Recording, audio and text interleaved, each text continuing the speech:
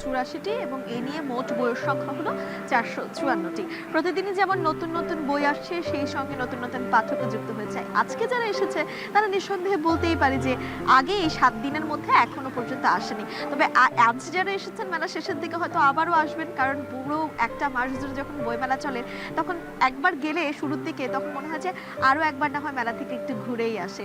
বলছিলাম যে আজ আমাদের সঙ্গে বরাবরের মতো একজন অতিথি থাকবেন। আজকে আমাদের সঙ্গে আছেন আহসান কবির, রম্য লেখক।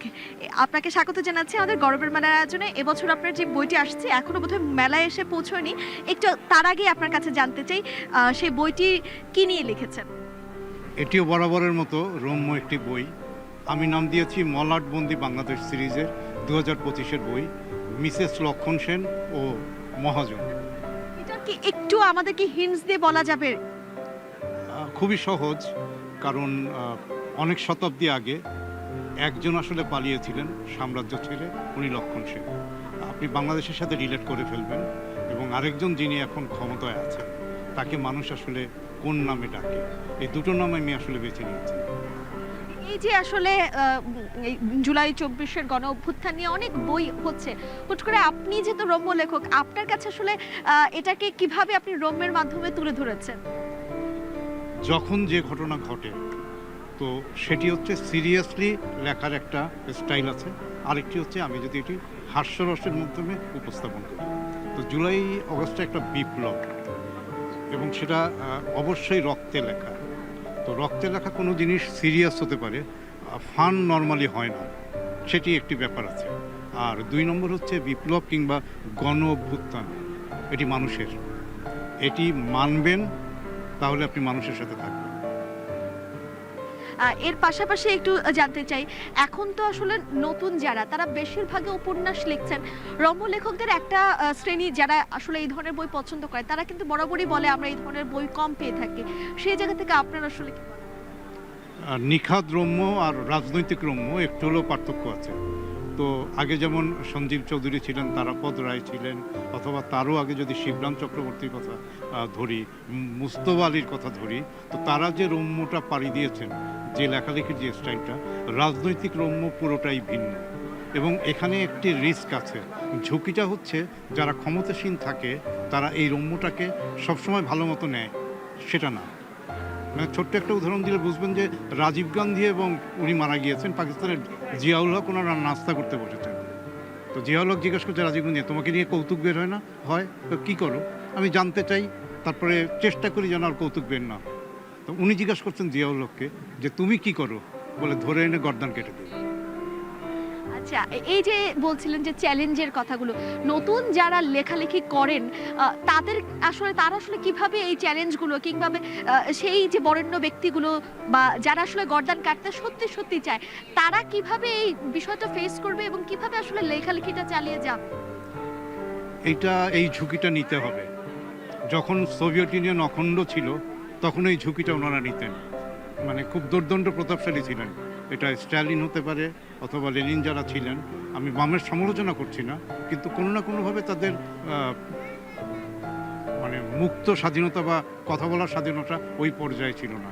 তো সম্ভবত যারা স্বৈরতান্ত্রিক বা স্বৈরাচার হয়ে ওঠেন তাদের বড় শত্রু হয়ে দাঁড়ায় হচ্ছে গণমাধ্যম। তো সেখানে কোনো না কোনোভাবে আপনাকে রিস্ক নিতে হবে। এই রিস্ক অনেকটাই কাটিয়ে দিয়েছে হচ্ছে সামাজিক যোগাযোগ মাধ্যম। আপনি অন্য কোনো মাধ্যমে সরব হতে না পারেন, এখানে পারবেন। সামাজিক যোগাযোগ মাধ্যমেও তো আমরা আসলে অনেক বলতে শুনেছি বা কিংবা আগের শাসন আমলে আমরা বলতে শুনেছি যে বাক স্বাধীনতার একটি ব্যাপার ছিল না।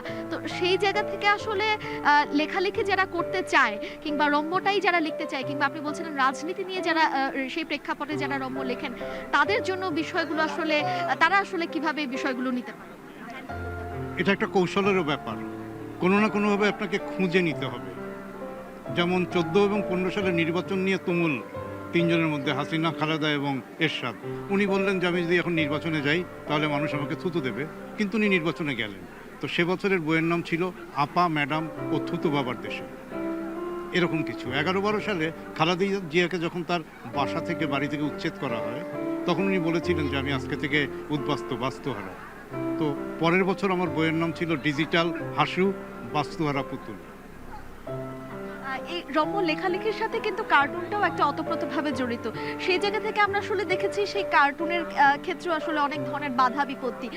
এটি আসলে এই যে সবকিছু মিলিয়ে পাঠকের কাছে লেখককে যেতে কতটা বাধা বা বিঘ্নতা পার হতে হয়? সেটা তো গত বছরে মানে আমার বা আমার পরিবারের জন্য একটি বড় কষ্টের কারণ ছিল। কারণ আমার সহোদর, আমার একটা মাত্র ভাই, সে হচ্ছে আহমেদ কবির কিশোর, কার্টুনিস্ট কিশোর হিসেবে সবাই ওকে চেনে। তো ও তো প্রায় 11 মাস জেল খাটতে বাধ্য হলো এবং ওর সাথে যিনি গ্রেপ্তার হয়েছিলেন, লেখক এবং বাংলাদেশের প্রথম কুমির চাষি মুস্তাক আহমেদ, উনি জেলের ভেতরে মারা গিয়েছিলেন। তো এই জিনিস তো আমরা দেখে এসেছি। আর দুটো প্রার্থনা তখন থেকে করতাম যে কাউকে যেন আর এই আকারটা সহ্য করতে না হয়। দ্বিতীয়ত হচ্ছে যে এই ডিজিটাল সিকিউরিটি আইন যে আমরা দেখেছি, এই আইনটা যেন রদ করা হয়, বাতিল করা হয়। একদমই, শেষ প্রশ্ন আসলে জানতে চাই, একজন রম্য লেখক হিসেবে বাংলাদেশের এই যে প্রেক্ষাপট বলছিলেন, এই যে জেলে যেতে হয় কিংবা বাক স্বাধীনতা নেই, সে জায়গা থেকে মানে আসলে বের হয়ে আসা বা বের হয়ে কতটুকু হয়েছে কিংবা সামনে যেন না হতে হয় এই পরিস্থিতির সম্মুখীন লেখকদেরকে, কি বলতে? আমি সবসময় আশাবাদী, কিন্তু গত 15 বা 16 বছরের যে জিনিস আমরা দেখেছি, এখানে যতটা মুক্ত স্বাধীনতা থেকে স্তুতি বা স্তাবক তৈরির একটা চেষ্টা ছিল, আমরা সেটা চাই না। আমরা সত্যকে সত্য, কালোকে কালো, সাদাকে সাদা বলতে চাই। একটা সম্মিলিত চেষ্টা দরকার। আগের চেয়ে হয়তোবা একটু মুক্ত বাতাস বইতে শুরু করেছে, কিন্তু কোনো না কোনো ফর্মে চোখ রাঙানিটা এখনো আছে। ধন্যবাদ আপনাকে আমাদের সঙ্গে গর্বের মেলার আয়োজনে যুক্ত হবার জন্য। এখনের যারা আড়াল থেকে কাজ করেন, যারা দেখছেন, সবাইকে অসংখ্য ধন্যবাদ। দর্শক, গর্বের মেলার আয়োজনে অতিথির সঙ্গে কথা বলছিলাম এবং সেই সঙ্গে পাঠকদের সঙ্গেও কথা বলবো, যারা আজ কষ্ট করে এই মেলায় এসেছেন, বইয়ের প্রতি ভালোবাসা থেকে এসেছেন। তাদের সঙ্গে যদি কথা নাই বলি, আজকের গর্বের মেলা একদমই পরিপূর্ণতা পাবে না।